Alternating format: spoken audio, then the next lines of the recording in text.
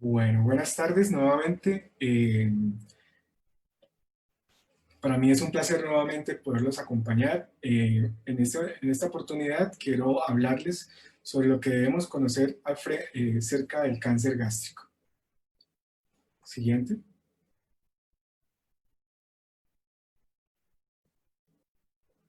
Siguiente. En primer lugar, quiero decirles que el estómago es un órgano donde se asientan gran cantidad de tumores. También les quiero aclarar que la palabra tumor solamente quiere denotar un crecimiento. Hasta no tener una confirmación por parte de su médico tratante, la actitud no debe ser otra, sino de entendimiento, de tener una adecuada comunicación con su médico, evitando hacer uso de información que no es clara, porque lo único que va a generar es una gran cantidad de ansiedad. La palabra tumor viene del griego que quiere decir crecimiento, y al ser el estómago un órgano con gran cantidad de tejidos y de grupos de células, también está expuesto a gran cantidad de tumores. Podemos ver tumores de los tejidos musculares, de los tejidos que hacen parte del sistema de defensa, del tejido nervioso, de las células que producen un tipo de hormonas especiales. Pero para el día de hoy quiero hacer referencia de los tumores que se anidan en el epitelio, que es la parte que se ve en el recuadro en el centro del esquema del estómago, que epitelio quiere decir capa que recubre. Esto es lo que se llaman los tumores epiteliales, que como les dije pueden ser benignos o malignos. Para el propósito de mi charla, quiero que nos concentremos en el cáncer gástrico, entendido como el adenocarcinoma gástrico, que es del que quiero hacer referencia. Siguiente, por favor. El adenocarcinoma gástrico se puede dividir dependiendo de cómo se presente. Como ustedes se pueden dar cuenta, casi la mayoría de veces aparece de una forma esporádica en el grupo de personas o en el grupo de nuestro paciente de forma individual. Y en una pequeña parte, que es menos del 10%, asociado a algunas condiciones en las que media la herencia, y es importante tener en cuenta los antecedentes de nuestra familia. Sin embargo, ustedes y yo podemos percibir que tener un paciente con cáncer gástrico en la familia genera una gran ansiedad y es un motivo de consulta muy frecuente. Quiero que tengan presente como en mi segunda recomendación. La primera fue que la palabra tumoración no quiere decir cáncer. La segunda es que la gran mayoría de cánceres gástricos aparecen en el individuo como tal, no hacen parte de condiciones asociadas a transmisión relacionada con la herencia. Siguiente. ¿Cuáles son los objetivos de esta intervención o de esta charla amigable que vamos a tener? Quiero presentarles algunos aspectos que se relacionan como cómo se distribuye el cáncer gástrico en las personas, en qué países hay más cáncer gástrico, en qué departamentos hay más cáncer gástrico. Quiero presentarles cuáles son los factores de riesgo y sabiéndolos, cómo poder evitarlos. Darles a conocer la importancia de la infección por Helicobacter pylori y su relación con el cáncer gástrico. Les quiero mostrar qué tenemos para ofrecerles frente al diagnóstico y frente al tratamiento, dependiendo de dónde nos encontremos. Les quiero presentar cómo les podemos ayudar actualmente en el tratamiento del cáncer gástrico temprano y también del que ya desafortunadamente no es temprano. Y al final les voy a dar unas recomendaciones generales que quiero que todos podamos tener en cuenta, porque básicamente prevenir es tratar. Siguiente. Los datos sobre cómo se distribuye el cáncer gástrico pues no son otros diferentes a que esta es una patología que hace parte de las 10 primeras causas de cáncer en todo el mundo y que se reconocen mucho más en los países que estamos en vía de desarrollo, como es toda Latinoamérica, desde México hasta Chile. También llama la atención que se encuentra en todo el Oriente, como es China, como es Corea y como es Japón. Obviamente estos países están muy lejos de hacer parte del mundo en desarrollo, sus condiciones son especiales y allá en estas regiones el nivel de mortalidad por estas lesiones es muy bajo. Entonces, esta asociación que tenemos, que el cáncer gástrico está relacionado al subdesarrollo, no es una realidad 100%. ¿Qué regiones del mundo tienen altos casos de cáncer gástrico? América del Sur, Centroamérica, incluido México, Europa Oriental, Rusia, China, Japón, Corea, el subcontinente indio. Siguiente. En este mapa podemos ver lo que les acabé de comentar, cómo nos están distribuyendo. Esta es una herramienta que hace parte de cómo se vigila el cáncer en el mundo. Es una estrategia que se llama GloboCan.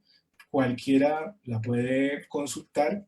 Se está produciendo información constantemente porque está claro que la única forma que tenemos para enfrentarnos a estas enfermedades es mejorando el conocimiento de las personas, que es parte de los objetivos y principales de tu salud digestiva. Siguiente. Y aquí vemos cómo de los nuevos casos que se diagnostican de cáncer en Latinoamérica y el Caribe, el cáncer gástrico hace parte de las 10 primeras causas. Más exactamente, la séptima causa. Después del cáncer de mama, del cáncer de próstata, del cáncer de colon y recto, del cáncer de tiroides, del cáncer de pulmón, del cáncer del cuello uterino y del cáncer de estómago.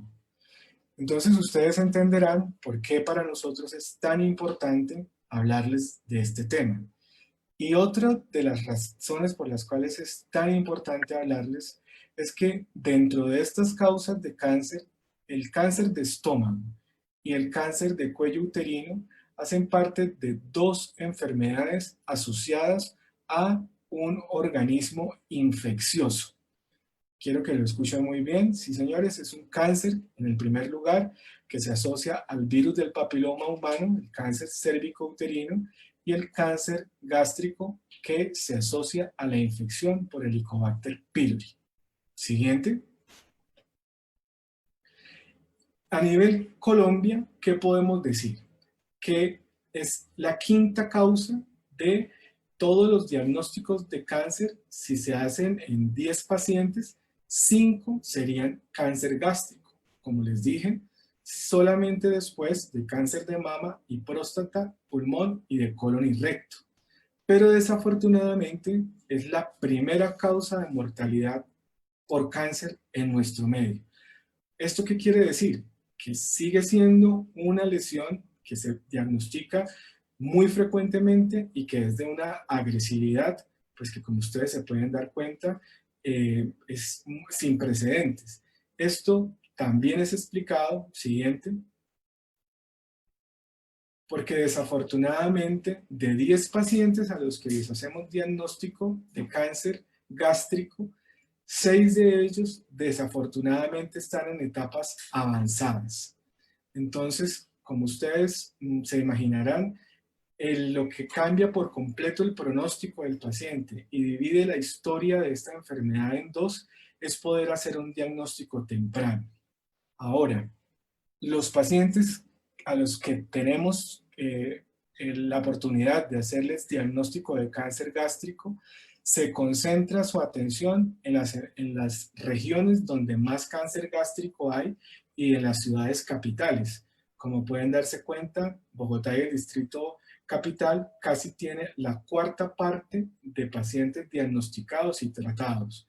Antioquia, el Valle del Cauca, Atlántico, la región de Santander. Y en estas capitales de estos departamentos se concentra casi el 90% de la atención que se le puede brindar a los pacientes con este tipo de enfermedad. Con esto estamos hablando de que desafortunadamente las poblaciones de las regiones, las poblaciones de las provincias van a tener unas dificultades para poder llegar tanto a un diagnóstico temprano como a un tratamiento temprano y oportuno. Esto es muy importante porque ustedes y yo tenemos familia, tenemos amigos que viven en regiones y que son importantes para que podamos hacerles llegar este tipo de información, y quizá eso es una de las grandes ventajas que nos ha dado la telemedicina, y poder decirlo así, de las cosas positivas que ha tenido esta pandemia. Nos hemos podido acercar a las regiones y podemos seguir educándolos, como es esta estrategia de la telesalud de nuestra entidad. Siguiente, por favor. Acá les quiero representar cuáles son los departamentos que tienen mayores números de cáncer gástrico en Colombia. Hacia su derecha están viendo las regiones de Colombia donde más casos de cáncer vemos en hombres, y a su izquierda las regiones donde más casos de cáncer gástrico se diagnostica en mujeres. Como ustedes recuerdan, esto hace parte de la región andina. La región andina la región andina está representada por cómo atraviesan nuestras cordilleras, tanto oriental, central como occidental, o recorriendo de norte a sur la totalidad de nuestro departamento, de nuestro país. Esto es importante porque esta región tiene considerable parecido en el grupo de personas, en las costumbres y en la manera también como nos agrupamos. Es donde más vivimos y también donde más infecciones se reportan por Helicobacter pylori. Quiero hacerles un comentario muy importante en la región de Nariño, en la región del Huila y en la región del norte de Santander. Son los departamentos donde mayores casos, junto con el eje cafetero, se reportan de cáncer gástrico. Como ustedes saben, el distrito capital es donde confluyen personas de todas las procedencias de Colombia.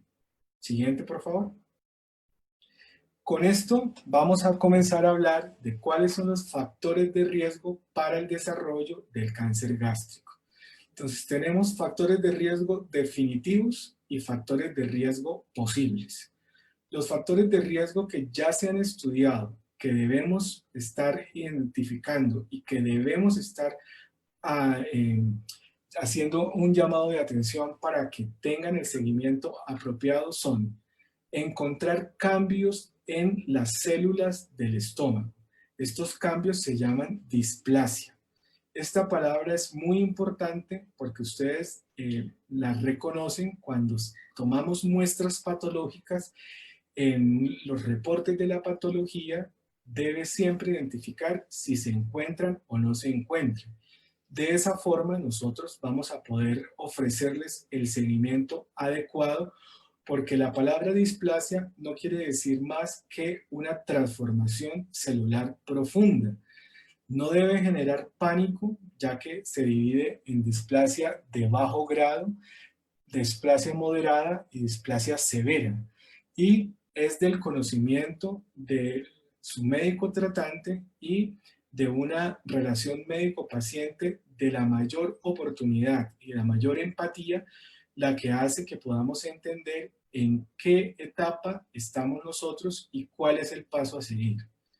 Cuando el paciente tiene atrofia gástrica corporal, la palabra atrofia hace referencia también a cambios celulares profundos que hacen parte de un estado de inflamación crónica que requiere décadas, más de 20 años para que se produzcan, y es donde la infección por Helicobacter pylori crónica es la responsable absoluta de este tipo de afectación.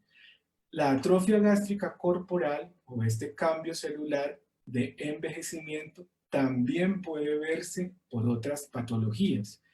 Pero miren que es muy importante identificar a nuestros infantes y a nuestros adolescentes que tienen esta infección para poder cortar ese círculo y que nuestros pacientes no se enfrenten a tener estos cambios celulares a edades tempranas como los 30 años o 40 años, donde van a tener muchísima oportunidad según la expectativa de vida para poder desarrollar cambios celulares en la mucosa de forma profunda y ocurran esas transformaciones que puedan llevar al cáncer gástrico. Entre más temprano hagamos cambios en los hábitos de higiene y en la identificación de la infección por Helicobacter pylori y su tratamiento, directamente vamos a estar previniendo el cáncer gástrico. ¿Qué factores de riesgo son considerados como posibles? El consumo excesivo de sal, los conservantes, tanto industriales de supermercado o los ancestrales, como es el uso de la conservación de la carne con sal o salmueras o las famosas cunas de sal, o las costumbres que tienen en algunos departamentos como Santander, el eje cafetero y Nariño, de conservar las carnes a través de los fogones de leña en lo que llamaríamos ahumar este tipo de alimentos.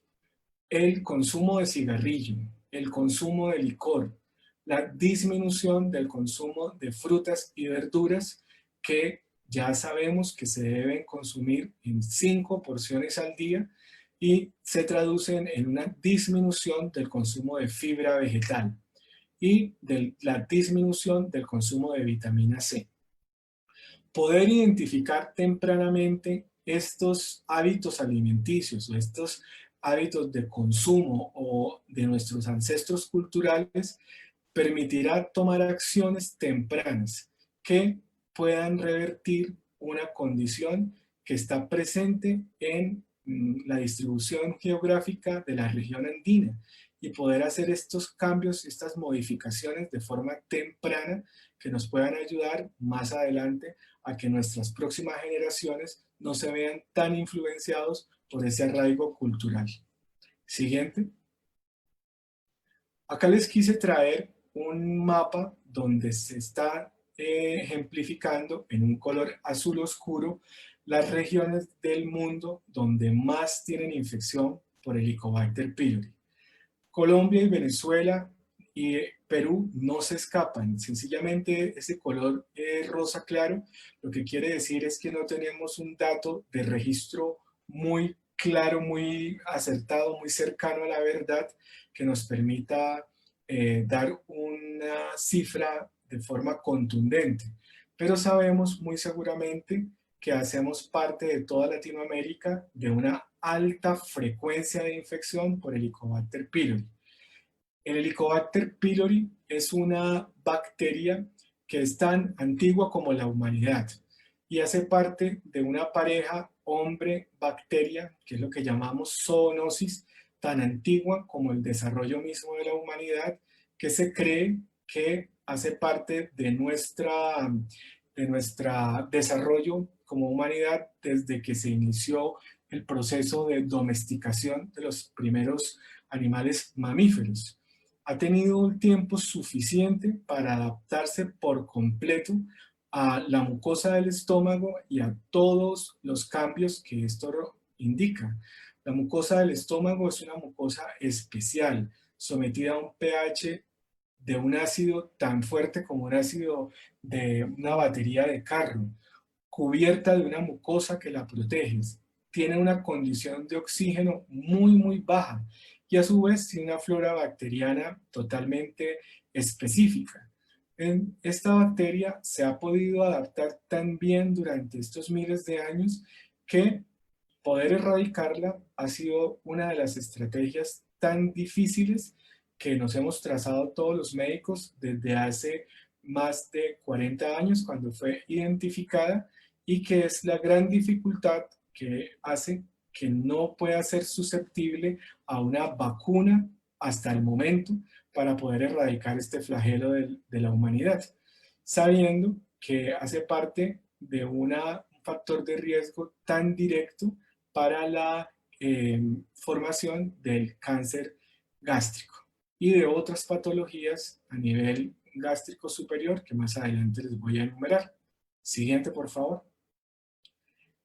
Es importante mencionarles que un científico colombiano hace 40 años, con los métodos diagnósticos que tenían en ese momento, se encargó de darnos una luz a todas las siguientes generaciones de cómo estas transformaciones en las células de la mucosa gástrica pueden llevar desde una mucosa gástrica normal hasta sufrir todos estos pasos en los cuales se ve el envejecimiento prematuro que yo les expliqué, los cambios celulares adaptativos que con el paso del tiempo pueden llevar a una transformación celular mal adaptativa y a la formación de un adenocarcinoma. Este científico colombiano antioqueño es el doctor Pelayo Correa y de forma simultánea, junto con los doctores Warren y Marshall, hizo todo lo que pudo en su conocimiento para definir la relación de esta bacteria en la génesis de las patologías gastrointestinales. Estos doctores fueron acreedores del Premio Nobel de Medicina y Fisiología en el año 2005. A nuestro doctor Pelayo Correa, antioqueño, investigador, se le denomina el Premio Nobel de los Nobel, básicamente por una contribución de la que debemos sentirnos orgullosos todos los colombianos. Siguiente. Y les quise dar una comparación a través de el mejor lenguaje, que son las imágenes, donde ustedes pueden darse cuenta que casi se traslapan los dos mapas. A su izquierda vemos la distribución mundial de la infección por Helicobacter pylori y a su derecha vemos los países con mayores casos de cáncer gástrico. Ustedes se pueden dar cuenta que hay una casi idéntica transposición, con algunas excepciones como el subcontinente indio, como la parte norte de África, que nos hacen pensar en que hay condiciones ambientales tanto protectoras como deleterias en estas regiones que hacen que teniendo tanta cantidad de Helicobacter pylori no tengan tantos casos de cáncer gástrico como las otras regiones. Siguiente. Esto plantea un problema clínico sin precedentes. Quiere decir que la infección por esta bacteria se contrae en los primeros años de vida, que desafortunadamente aumenta en la medida en que nos vamos haciendo mayores y que no mejoramos nuestros hábitos higiénicos, nuestro nivel sociocultural y socioeconómico, que desafortunadamente es un trazador de subdesarrollo, es algo que tenemos que decir, que el 50% de la población latinoamericana sí es cierto que está infectada por Helicobacter pylori, pero que es nuestra obligación brindar toda la educación que tengamos a nuestra mano para romper este círculo, porque desafortunadamente el subdesarrollo también es una condición desde el punto de vista cultural y debemos ser muy claros en que los mecanismos de transmisión del Helicobacter pylori, hasta donde tenemos conocimiento, es la contaminación del agua con la que preparamos nuestros alimentos y se plantea un posible método de transmisión persona a persona. No se han establecido otro tipo de fuente contaminante. Así que si hay algo que nos haya dejado como positivo, el hecho de las medidas que hemos extremado todos en nuestros hogares, en la higiene, es el hecho de que podamos aprender cómo las medidas higiénico-sanitarias pueden impactar de forma directa en nuestra salud. El Helicobacter pylori se ha asociado a tres importantes patologías digestivas: las úlceras duodenales y las úlceras gástricas. Recuerden que el duodeno es la región que queda después del estómago y es la primera parte del intestino delgado. Se asocia a medida en el cáncer gástrico, en la transformación del tejido que nos defiende, en las células que nos defienden, en un tejido maligno como es el linfoma de la mucosa, en una muy escasa proporción, y que la gran mayoría de nuestros pacientes infectados no tendrían ninguna complicación significativa. Esta es la tercera mención que quiero hacer referencia, que quiero que tengan muy presente. A pesar que el 50% de latinoamericanos hemos estado infectados por Helicobacter pylori, afortunadamente muy pocos tenemos estos escenarios clínicos o estas enfermedades que les acabo de mencionar. Pero el hecho de que sean tan poco frecuentes no quiere decir que no hagamos el diagnóstico oportuno y, lo más importante, el tratamiento oportuno. Y la confirmación que ya no la tenemos. Siguiente, por favor. Esta es una fotografía del Cañón del Chicamocha, que es un accidente geográfico que se encuentra en el departamento de Santander, orgullo de todo Colombia, que los invito a que lo conozcan. En el dialecto guane traduce hilo de plata, noche de luna llena en una cordillera. Hoy en día ya sabemos que este es un significado poético porque del dialecto guane se desconoce debido a que no hubo una transmisión oral que nos pueda dar una idea clara de lo que quiere decir la palabra chicamocha. Pero ante los vacíos de la historia se recurre a la poesía y a la literatura, y como les dije previamente, las imágenes hablan por sí solas. Esto es sencillamente majestuoso. Siguiente. ¿Cómo se hace el diagnóstico de cáncer gástrico? Siguiente. Lo primero que tenemos que hacer es una adecuada historia clínica, haciendo énfasis en cuáles son los signos que el paciente nos puede decir, cuáles son los síntomas que el paciente nos puede orientar al personal de la salud. Es muy importante que se den cuenta que tanto la pérdida de peso como el desánimo, el cansancio, no son los signos, perdón, no son los síntomas asociados a cáncer de forma específica. Hacen parte de gran cantidad de patologías, dentro de los que se encuentran los trastornos del estado de ánimo, como hemos podido hacer parte durante todo este año de absoluta anormalidad que estamos viviendo. También de patologías hormonales, depresión, fobia a la alimentación, etcétera. Entonces, quiero darles a entender que estos dos síntomas deben ser comunicados a nuestros profesionales sanitarios, pero no deben generar pánico, porque hacen parte de gran cantidad de patologías. Un principal signo, un signo que nos orienta al personal sanitario hacia patologías no solo gastrointestinales, sino patologías de una importante relevancia, es la anemia, que es la deficiencia de la hemoglobina o la deficiencia del hierro.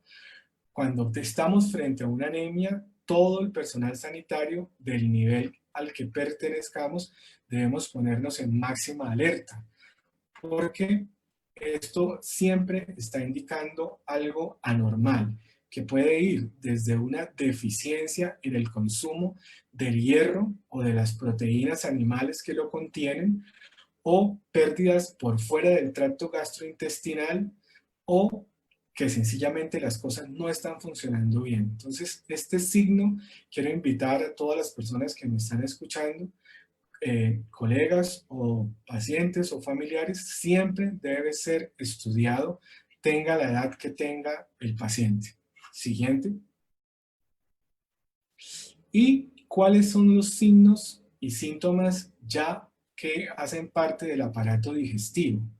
Entonces, tenemos tres signos y síntomas que las personas que nos han acompañado durante este proceso de educación ya han podido compartir en anteriores oportunidades, y gracias a nuestro programa de educación, la dispepsia funcional, que fue explicada de una forma muy clara por el doctor Adam Lucas.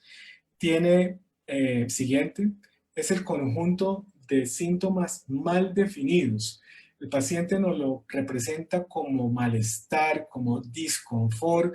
Muchas veces nos dicen, es que no sé qué tengo, doctor, entre el ombligo y la boca del estómago, que tiene una clara asociación con factores que afectan el entorno emocional del paciente. Una pérdida a nivel laboral, una situación estresante a nivel familiar, a nivel de pareja, y se presenta en cualquier grupo de edad, pero es más frecuente en jóvenes adolescentes y adultos jóvenes. Esta dispepsia, anterior por favor, hace parte de los signos y síntomas como son la llenura con alimentos que antes no nos hacían sentir conformes, el hecho de que nos podamos sentir llenos con cantidades pequeñas o que podamos sentirnos absolutamente indispuestos con la alimentación que antes era regular, es lo que hace parte también del síntoma y signo que es la dispepsia, que quiero que por favor no lo olviden. El dolor después de que el paciente ha comido, la dificultad que tiene el paciente de pasar el alimento una vez lo ha logrado pasar a través de la garganta, es como una sensación de dificultad más profunda que el paciente hace referencia como a la mitad del tórax.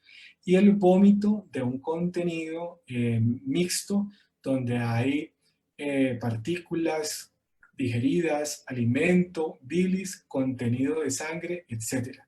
Todos estos signos y síntomas hay que tenerlos muy en cuenta y como les dije, esos tres primeros síntomas que se hacen parte de la dispepsia ameritan una investigación siempre o ser mencionado a su médico de atención básica. Siguientes dos. Las manifestaciones que podemos ver en los pacientes que ya tienen desafortunadamente lesiones. Incluso hoy en día sabemos que pueden estar al mismo tiempo de las lesiones gástricas o en algunos casos precederlas, nos permiten también hacer un diagnóstico de asociación. Ustedes se pueden dar cuenta cómo pueden verse cambios a nivel de la piel, como es la coloración, cambios a nivel de las uñas, cambios a nivel de las palmas y las plantas, un adelgazamiento muy específico en el que se pierde todo el tejido de grasa, el tejido celular subcutáneo, todo el tejido que nos soporta y básicamente se ven hasta los tendones. Y algunas enfermedades asociadas al aparato reumatológico que se pueden ver también asociados a las patologías gastrointestinales malignas, como la de la fotografía de la paciente que ven en la parte inferior derecha, de una patología que con mucha frecuencia se asocia a patologías malignas. Siguiente. Todas estas lesiones en piel, quiero hacer una aclaración, en ningún momento son específicas y no deben ser interpretadas básicamente sin acudir a un servicio de salud. Nos permiten a los profesionales de salud hacer diagnósticos de asociación y requieren obviamente de un entrenamiento en salud para poder hacer dicha interpretación. No deben ser interpretadas de forma eh, espuria o de forma eh, como se interpreta un registro fotográfico sin tener en cuenta todas las otras condiciones del paciente. Hacen parte del examen físico completo que debemos brindarle a todos nuestros pacientes y del interrogatorio que hace parte de una consulta médica completa. Siguiente. Una vez hemos hecho una historia clínica adecuada, ya vamos a comenzar a entrar en qué herramientas le podemos ofrecer a nuestros pacientes. Este es un esquema que nos permite dibujarles a los pacientes cómo es un estómago. Básicamente tiene una forma de J, así nos lo han enseñado de forma tradicional. En nuestra institución siempre tenemos por costumbre dibujárselo al paciente para que se haga una idea de qué es lo que estamos hablando, porque aparte de educación, es muy importante tener la suficiente empatía para que tengamos un lenguaje de la forma más adecuada que el paciente nos pueda entender. Estas diferentes zonas que dividen el estómago son de una disposición anatómica, pero que también tienen una distribución en los tipos de células que la conforman. Entonces, para nosotros es un compromiso que el paciente le quede totalmente claro dónde se encuentra la lesión, cuál es su pronóstico y qué podemos ofrecerle como alternativa tanto diagnóstica como terapéutica. Siguiente. Contamos con exámenes radiológicos que podemos brindarles a nuestros pacientes, que podemos ofrecerles dependiendo de la edad y de condiciones muy específicas que nos permitan hacer algún diagnóstico. Siguiente, donde se pueden ver estructuras, donde se puede hacer un diagnóstico de lesiones en casos específicos donde o no podemos ofrecer la endoscopia por diferentes condiciones de nuestro paciente o porque requerimos hacer un estudio radiológico antes de ofrecerles nuestros estudios endoscópicos. Entonces, queremos decirles que no todas las personas tienen un acceso a una prestación de servicios de la misma cobertura y podemos ofrecerles a nuestros diferentes pacientes, ahora que estamos pudiendo llegar a regiones más apartadas, otras alternativas de diagnóstico. Siguiente. También en las regiones donde hay más disponibilidad de hacer tomografías axiales computadas, incluso más frecuentemente que las endoscopias, podemos hacer uso de esta tecnología para hacer diagnósticos de lesiones que se encuentran a nivel del estómago y poder hacer una correlación adecuada con la historia clínica y el examen físico del paciente. Estos métodos diagnósticos también hacen parte de lo que tenemos nosotros como diagnóstico diferencial que ofrecerle a un paciente. A su izquierda vemos una tomografía abdominal con medio de contraste, donde básicamente lo que le damos al paciente a nivel de líquido oral, ustedes se dan cuenta que no pasa de esta zona. Se queda aquí como está representando las dos flechas, por decirlo así, bloqueado por esta zona donde claramente se ve que hay un bloqueo, valga la redundancia, de cómo este medio de contraste o esta solución a la que le administramos medio de contraste no puede pasar. Este es un medio de diagnóstico que también usamos como recurso dentro del diagnóstico diferencial. Siguiente, por favor. Y tenemos para su disposición en el Centro de Enfermedades Digestivas los métodos diagnósticos tanto convencionales como de mayor generación para hacer unos diagnósticos mucho más precisos de las lesiones. Siguiente. Para los pacientes que se encuentran conmigo, para nuestros pacientes y las personas, sus familias, queremos decirles que dentro de nuestro portafolio de servicios contamos con endoscopias de vías digestivas en las que hacemos todo nuestro esfuerzo para que la calidad sea estandarizada y podamos todos hablar en el mismo idioma. Pocas instituciones en el país pueden darse ese lujo, que todos los especialistas podamos hablar en un mismo idioma de la misma manera. De esa forma, nuestros pacientes puedan tener un acercamiento diagnóstico con cualquiera uno de nosotros, cuya formación y cuya selección va a ser tan homogénea que van a sentirse como tratados por la misma persona. Es un privilegio poder decir esto y para ustedes lo habrán podido notar que también es un privilegio. En la fotografía de la izquierda van a ver dos úlceras o lesiones deprimidas con la luz que vemos nosotros en nuestros equipos, y a su derecha con una serie de modificaciones que tenemos a nuestra disposición en el Centro de Enfermedades Digestivas, que nos permite hacer un diagnóstico un poco más preciso de lo que pueden ver nuestros ojos a simple vista, con un aumento, con un haz de luz blanca como la que se ve en una lámpara convencional. Siguiente, por favor. Y tenemos la combinación de las dos modalidades en las que el método endoscópico, que es la manguera que ven al lado izquierda, incorpora las imágenes diagnósticas, que son la tecnología que ven en el recuadro de la derecha, a través de lo que se llama la endosonografía gástrica o la ecoendoscopia, que es una tecnología de última generación de la cual disponemos en nuestro Centro de Enfermedades Digestivas por parte de profesionales entrenados en esta suerte de método diagnóstico, que nos permite poder definir en profundidad qué tan avanzada está la lesión. Este es quizá uno de los métodos diagnósticos que ha revolucionado el diagnóstico del cáncer gástrico, porque el poder decirle a un paciente que tiene un cáncer gástrico avanzado versus un cáncer gástrico temprano marca la diferencia de la forma como se va a tratar, de la forma como lo vamos a seguir, y desafortunadamente también del pronóstico del paciente.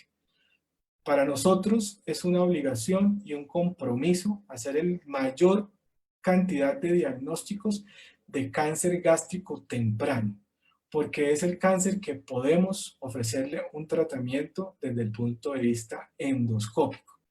También hacemos parte del equipo interdisciplinario que maneja el cáncer gástrico avanzado, pero nuestro compromiso y nuestro principal objetivo es diagnosticarlo de forma temprana. Siguiente. Este método diagnóstico permite dividir el cáncer dependiendo de qué tan profundo está. Se denomina cáncer gástrico temprano al que no sobrepasa el que no llega a la región submucosa. Entendamos que el estómago es como un emparedado de aproximadamente 5 capas, y necesitamos que la mantequilla o la salsa nunca llegue a la tercera capa de este emparedado, porque si llega a esta tercera capa del emparedado, ya existe la posibilidad que las células de esta lesión maligna puedan viajar a distancia y se complique de una forma completamente relevante el diagnóstico y el tratamiento. Siguiente. Cuando estamos frente a un cáncer gástrico temprano, ¿qué podemos ofrecerle como gastroenterólogos? ¿Qué podemos ofrecerle en el Centro de Enfermedades Digestivas? La resección de la mucosa a través de la endoscopia, que se hace de manera esquemática, como vemos en esta figura.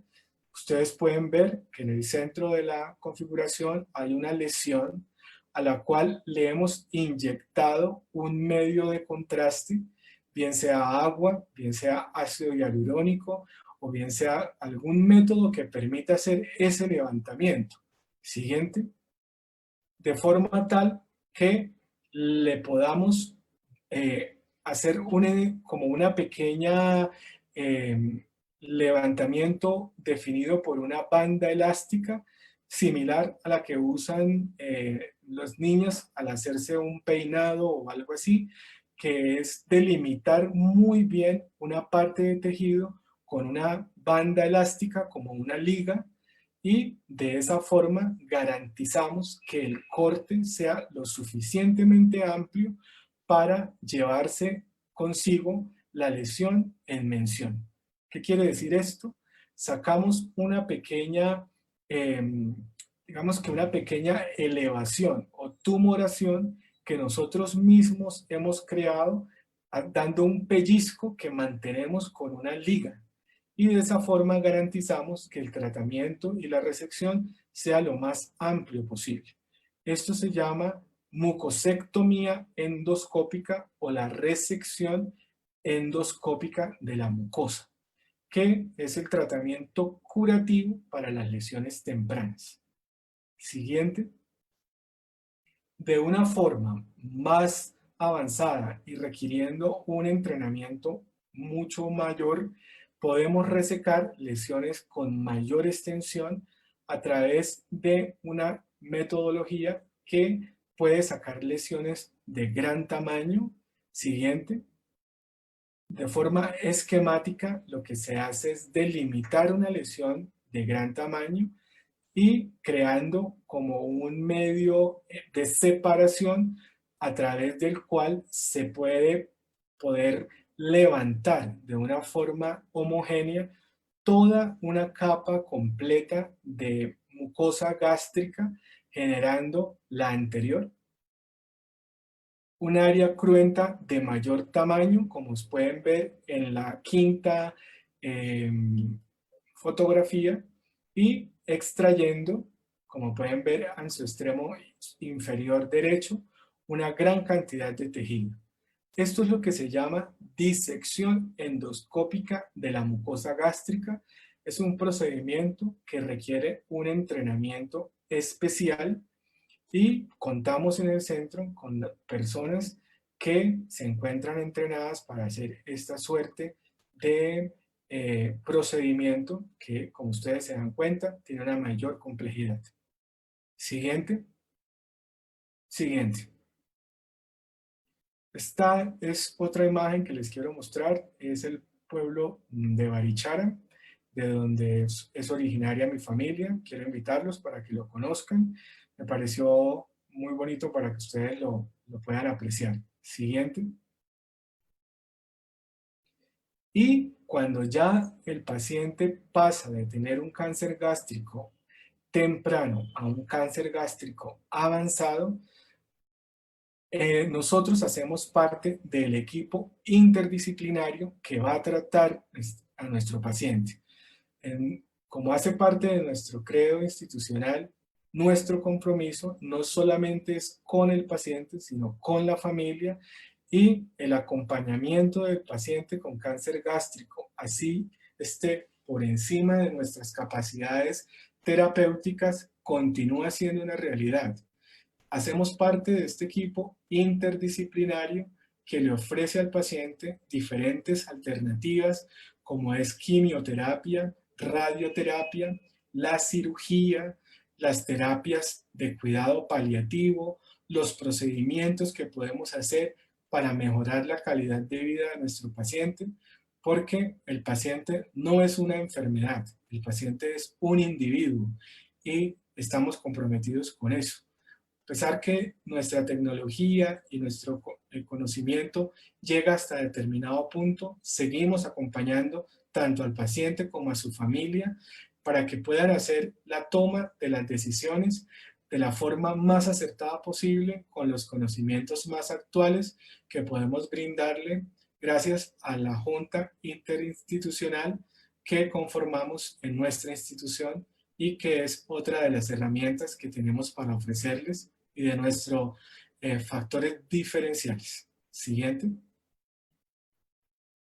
Solo para comentarles, porque es importante que ustedes también lo recuerden cuando son sobrevivientes y a los que podemos y hacen parte de nuestros pacientes en la parte de la vigilancia posterior al tratamiento, es que una vez el paciente ha sido sometido a las diferentes metodologías quirúrgicas, dependiendo de dónde están las lesiones, se les ofrecen bien sea cirugías totales en las que se reseca todo el estómago o cirugías parciales en las que se deja parte del estómago, dependiendo, como les acabé de decir, de dónde se encontraba la lesión inicialmente. Siguiente.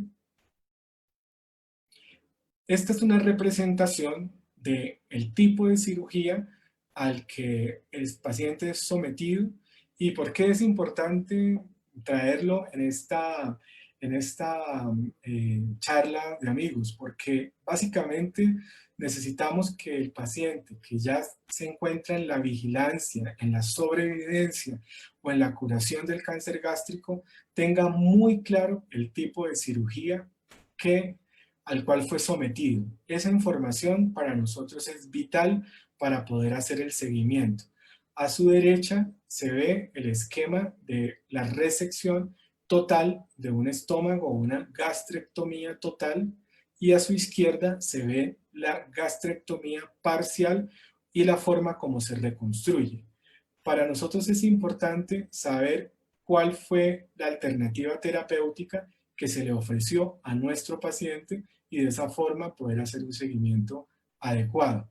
¿Qué quiere decir esto? Que seguimos haciendo parte del equipo de trabajo y el paciente seguirá siendo nuestro paciente, porque ser sometido a una gastrectomía, tanto total como parcial, genera un nuevo desafío para nosotros hacerles el acompañamiento adecuado. Siguiente.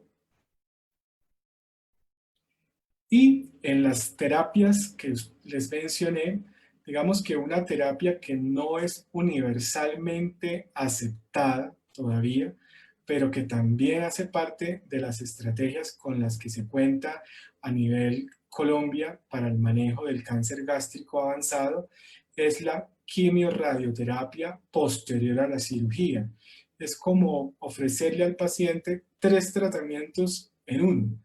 Y es muy importante que el paciente lleve su historia clínica lo más completamente posible, que haya una relación lo más empática posible para que puedan tener la comunicación más cercana con el equipo de trabajo, que por favor sepan qué alternativa se le ofreció, cuánto tiempo, cuántos ciclos. Toda esa información es vital para poderles hacer el seguimiento. Siguiente. Con esta información quiero tomarme el atrevimiento de hacer unas recomendaciones en vista que no existen recomendaciones a nivel nacional ni de la Organización Panamericana de la Salud, inclusive de la Organización Mundial de la Salud. Existen mucha información, hay colegas expertos en la detención precoz del cáncer gástrico, y estamos en mora de construir un documento que pueda ser socializado a todos los niveles y entendido en todos los niveles de atención. Entonces quiero recomendarles tanto a mis pacientes como a mis colegas, si hay alguien que me escuche, en todas las edades, ¿qué podemos hacer para prevenir el cáncer gástrico? Primero, aumentar el consumo de frutas frescas y verduras a mínimo 5 porciones en el día. Disminuir el consumo de sal. Incentivar la higiene alimentaria. El consumo de agua hervida para la elaboración de nuestros alimentos es una de las cosas positivas que ha dejado esta pandemia, y es una de las intervenciones que se han hecho en Estados Unidos que han sido una realidad y han podido disminuir los diagnósticos nuevos de cáncer gástrico en ese país. Es decir, que todas las conductas culturales son susceptibles a mejorar. Definitivamente hay que suspender el consumo de tabaquismo, evitar el consumo masivo de productos industrializados que son conservados con agentes químicos, tanto artificiales como ancestrales, que fue lo que les denominé, que se hacen en muchos departamentos como Santander, Nariño y el eje cafetero. Tratar de que nuestra alimentación sea lo más primaria, lo más básica, lo que más podamos conseguir en los supermercados. Y construir un familiograma de la forma más clara posible, con la información más completa, veraz y, con todo respeto, libre de miedo cuando tenemos casos de cáncer gástrico. Para nosotros es muy importante hacer parte del equipo de trabajo que los va a tratar, pero por favor necesitamos la materia prima de la historia clínica, que es la información. de lo más veraz posible depende de las conductas que nosotros vayamos a tener con ustedes. Estas pequeñas recomendaciones las hago con muchísimo respeto a todas las personas que nos puedan estar escuchando. Siguiente. Esta es una imagen que conocemos muchísimo, pues las personas que somos del departamento de Santander, del eje cafetero y de Nariño, y que, como les dije, todos los elementos ancestrales y culturales son susceptibles a cambiar. Desafortunadamente, ya es claro que algunas cosas que hacíamos o que hacemos impactan en nuestra salud, pues tenemos que cambiarlas. Siguiente. ¿Qué les podemos recomendar a las poblaciones adolescentes o los adultos jóvenes, al personal sanitario que hace parte de la atención de estos pacientes, a ustedes que nos escuchan, que son padres? Para nosotros es importantísimo que los padres se familiaricen con el concepto de dispepsia de los adolescentes.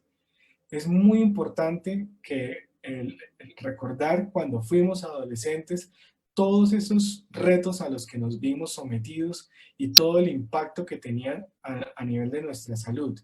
Nuestros adolescentes y nuestros niños solamente deben ser sometidos a procedimientos endoscópicos cuando sean evaluados por los profesionales indicados, de los que, como ya han podido apreciar en nuestras jornadas de educación, contamos con un grupo de gastroenterólogos pediatras que se encargan de poder ayudarles a sus padres con este tipo de paciente que es muy complejo.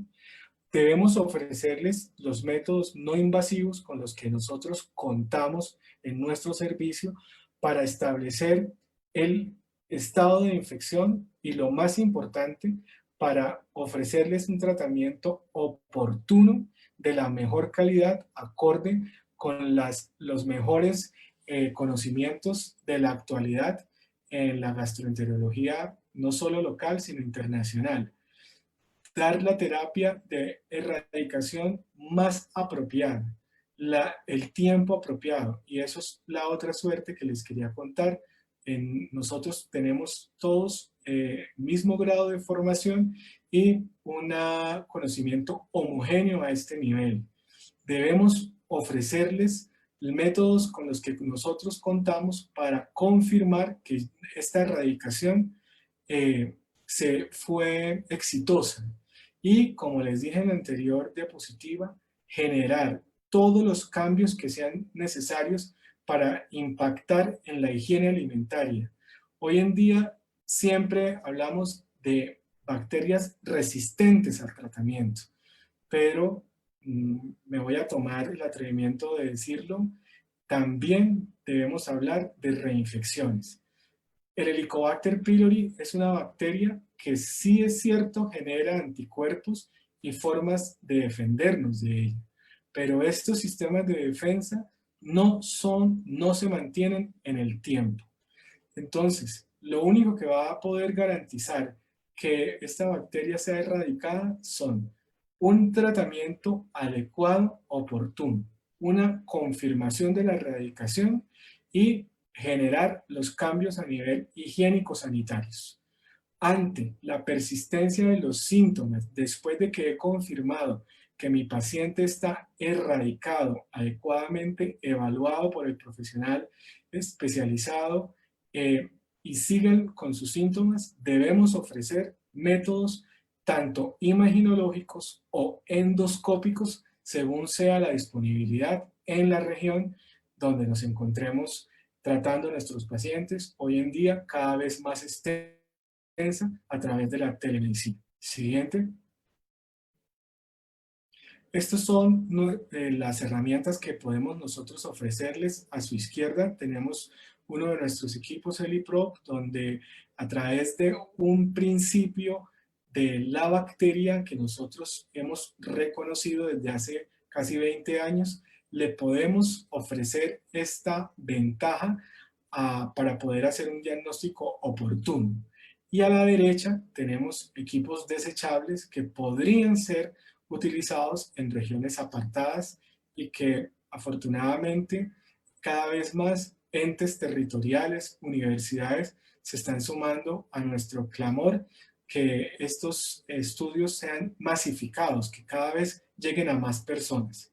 Siguiente. Y esto solo quiero mostrárselos para eh, eh, ejemplificar que nuestros colegas están trabajando día tras día, son profesionales realmente prestigiosos, no solo de la gastroenterología nacional, sino mundial, expertos en infección por Helicobacter pylori, y nosotros, dentro de nuestros centros de formación como profesionales, siempre estamos al pendiente de los últimos adelantos y de esa forma nos comprometemos con nuestros usuarios a brindarles terapias de última generación. Siguiente. Mi recomendación o nuestra recomendación para los pacientes en los que ya hemos identificado factores de riesgo, esas palabras, atrofia, metaplasia y displasia, lejos de generar pánico, lo que quiero invitarlos es a que mantengan una comunicación lo más cercana y clara con el profesional tratante. Ese es nuestro compromiso, que el paciente entienda en qué parte del proceso está, si va a avanzar y qué tipo de vigilancia le podemos ofrecer. Eso es clarísimo. Cuando el paciente ya hace parte de nuestro grupo de seguimiento, debe confiar que se encuentra en una institución con todas las capacidades y conocimientos para hacer el adecuado seguimiento del paciente.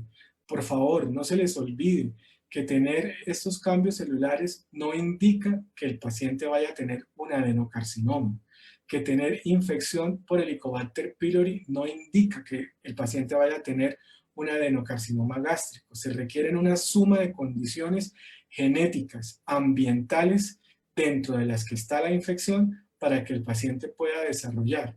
Y lo más importante, requiere de que el paciente no pertenezca a ningún grupo de seguimiento para que pasen esos 20 años de transformaciones celulares que lo puedan poner al borde de un adenocarcinoma. También es importante que el paciente siga las recomendaciones de mis colegas de la periodicidad como se deben hacer los procedimientos endoscópicos.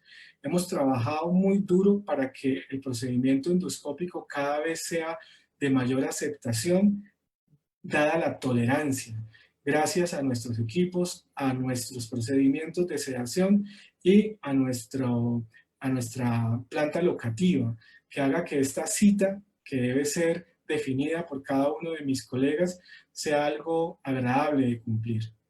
Debemos revertir en cualquiera de los escenarios, sin riesgo, en la prevención, en los adolescentes, esas conductas de hábito que debemos cambiar. El tabaquismo, el consumo de licor, el aseo de las manos, hervir las aguas, consumir frutas y verduras debe ser una pancarta de autocuidado. Y el seguimiento periódico con métodos no invasivos que nos permita a largo plazo ver qué pacientes desafortunadamente han reinfectado o en qué pacientes el tratamiento no fue adecuado. Siguiente. Ya para despedirme, otra foto. Esta es la portada de la capilla monasterio del convento de los padres capuchinos del Socorro Santander, declarado una muy leal villa a la corona española en 1771 y solo 10 años después nos declararon insurrectos. Quiero invitarlos a que la conozcan. Esta es la cuna de la libertad de América, de toda América, y es un pueblo que invita a la reflexión. Es un placer muy personal invitarlos a mi departamento y quiero dar las gracias nuevamente a ustedes por el tiempo que me dedicaron y a la doctora Adriana y a todos mis compañeros por permitirme acompañarlos una vez más. Muchísimas gracias.